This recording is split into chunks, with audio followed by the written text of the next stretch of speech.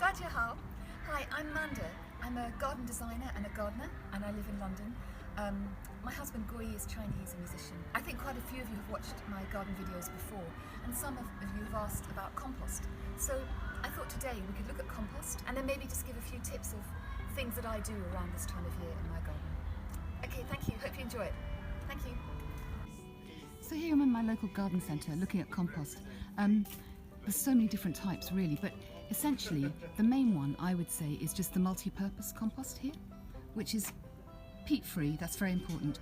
And the thing about this kind of compost is it's good, but it only has nutrients really for about 6 weeks. It does say that on the label, actually. Where is it? There. 6 weeks. But I think people sometimes maybe, don't read that bit. So if I was planting something in a pot that was going to be more permanent, I would add another compost which has all the nutrients and minerals that you need, and some also little tiny stones. So this, for example, comes in, first of all, number 1, which I would use for planting seeds. There's a picture of actually seeds on the top. And then number 2, maybe for probably annuals, like the flowers that you put in. I would add a little bit of this to the compost I just showed you, the main one. And then if I was planting something permanent, I would use this one, number 3. It's really good for something that's in a pot permanently. And then the one that is quite different though is this, which is ericaceous compost. And that's really for acid-loving plants like azaleas, camellias, and that is quite important to plant them in that. But if you haven't got it, you could plant it in the peat-free compost I showed you, and then you can feed it with iron basically. And then here, this is topsoil. So for example, if you were laying a lawn, you would use topsoil, or maybe you add a bit for a bed. This is really, really good earth basically. What else have we got? Different things. This is clay busting to break up very heavy soils. Mulch, ornamental mulch. And this one I think is important over here, and that's quite rich manure. But it's probably quite expensive to buy it like this. I think I would buy it, I tend to buy it in bulk, maybe 40 bags. It depends on the size of your garden and what you want it for. But I buy mushroom compost, which is blended horse manure with mushroom compost. So that's important to make sure it's broken down. Otherwise it's too strong around the base of the plants. Oh yes, and here I've just noticed as well, there's special compost for, what are these for? For orchids. And here, bonsai plants too. Yeah, there we are. Cactus, special one for cactuses. And finally, here's, I think, quite a new compost, well, relatively new compost, and it's wool compost. And this one is for seeds. And I think the advantage of this is that it actually lasts for about 12 months. And finally, yes, there's even one here. Again, the new popular one, the wool compost, which is basically for vegetable growing. So it's vegetables and salads. And finally, we didn't really look at the prices. So this one, for example, is $9.99, and it says an organic all-purpose compost. And the one that I would use myself is this one, the Levington one, peat-free, multi-purpose, and it has got some John Innes in it, which is a really good, as it says, traditional mix of loam, grit and fertiliser. And that's also, I know, is $9.99. So it's not cheap really, is it, at all? This one with moisture control is $8.99. Well, that's interesting. The wool compost, which is the kind of new one for vegetables and salads, for example, that's $13.99. The ericaceous compost, $8.99. And the nutrient-rich here, the field manure, that's $8.99. And then the small John Innes, with a really good blend, the traditional mix. They're quite expensive because they're very small bags, really. I mean, that's $5.75. But I think, as I was saying, I'd probably, the number 2, for example, I would just add to a pot of, regular compost. The number 1, the seeds, I would buy because you don't need that much, really. And the number 3, I think, yes, I would splash out because that's going to be a permanent pot for something. You don't need to change it. So back from the garden centre where we've looked at the compost that you can buy there. If you have a garden, obviously it's nice to make your own compost.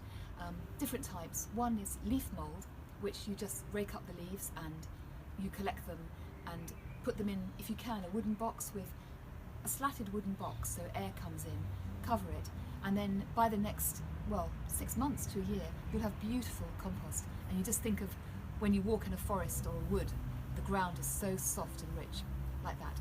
And then, of course, there's garden compost as well. Oh, big bumblebee there. Which is good. Garden compost too, which I haven't got one here because I think I'm always working in other people's gardens, so I haven't been collecting it really. But for that's just garden waste, like all the deciduous plants, chop them up quite small. You can add, obviously, if you wanted to, vegetables, tea leaves, coffee, and because it's green, you need to add a bit of brown. So, for example, chopped up newspaper or bits of cardboard. But if you're doing that, I think it's best to keep that absolutely covered if you can, because you don't want to have any rodents, rats or squirrels coming in, even for the vegetables. And I definitely wouldn't use dairy produce or meat in that. So obviously making your own compost has lots of advantages. You're using up the garden waste that you've made. It's free, and of course it's very good for your garden. But if you haven't got the space or the time, I think, in pots, you can use the compost that we've looked at in the garden centre, as long as the plants are getting the nutrients that they need and the minerals that they need. So I think, as I said, I tend to use the regular compost in my pots, and then adding some of the John Innes or a compost that has very good mineral and maybe some tiny gravelly stones in it, add it as well. Or I use ericaceous for the plants that I mentioned that called acid-loving plants. That is important. Or I feed them.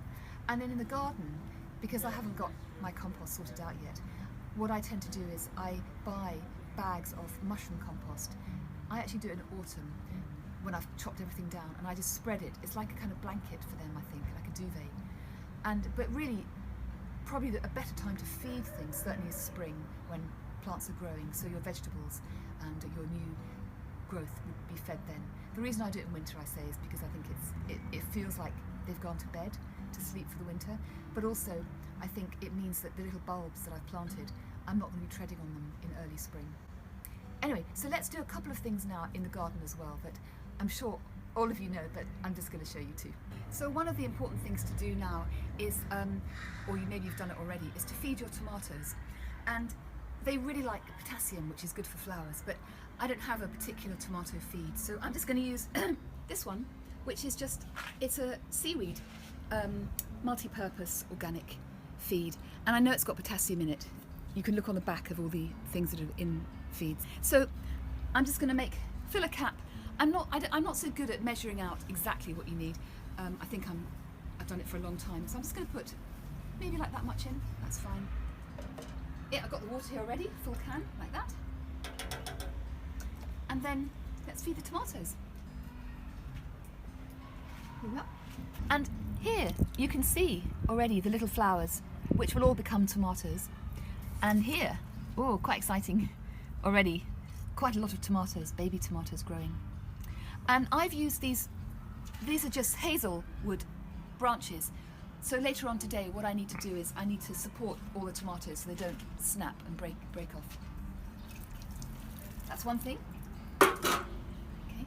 So this is the feed that I would just put on, as I say, the tomatoes and really everything in the garden, really. This is the one I talked about with compost, which is sequestered iron. And that's very good for the plants I mentioned, camellias, azaleas, acid-loving plants. And if you have the annual Busy Lizzie, Impatiens, its proper name, and put some of this on, they will go absolutely crazy and just fill up your container. And then the other thing that's very important this time of year is to do deadheading, because that means you'll get more flowers. The nature of flowers is for them to go to seed. That's what they want to do. So if you interrupt that, they have to make another flower and think, oh, I've got to make another flower and then I can go to seed. So, for example, just here, these are the foxgloves, the digitalis that we looked at a while ago. And mine are actually perennial, so they will come back. But these are the seeds already, you see, so I'm going to collect some of these. Yeah? But then if we look further down, can I show you here? There. There's a little shoot coming up there. So if I cut this away, it may be this will flower again. The energy will go into this. Otherwise, at some point when they finish, I'll cut them to the ground. So let's cut like that. And you cut at an angle, like that. So the theory is the rain then will drain off that. So I'm going to put this to one side to save. And then I wanted to show you something else while we're here. This is a lovely annual Nemesia that smells incredibly of vanilla, and I bought this at the Petersham nursery. When this finishes flowering, what I'll do is cut it across, because it will then hopefully make more flowers. So for example, if I show you here, this is the same Nemesia. Actually, I bought this last year, so it survived during the winter, which is amazing. And about 2 weeks ago, it was all just seeds. So I used these, my shears, and I just chopped it across the top like that. And as you can see, look, already it's making new flowers. And if you cut it like that, we call it the Chelsea chop. And then finally, very important, of course, are the roses. So let's have a look here.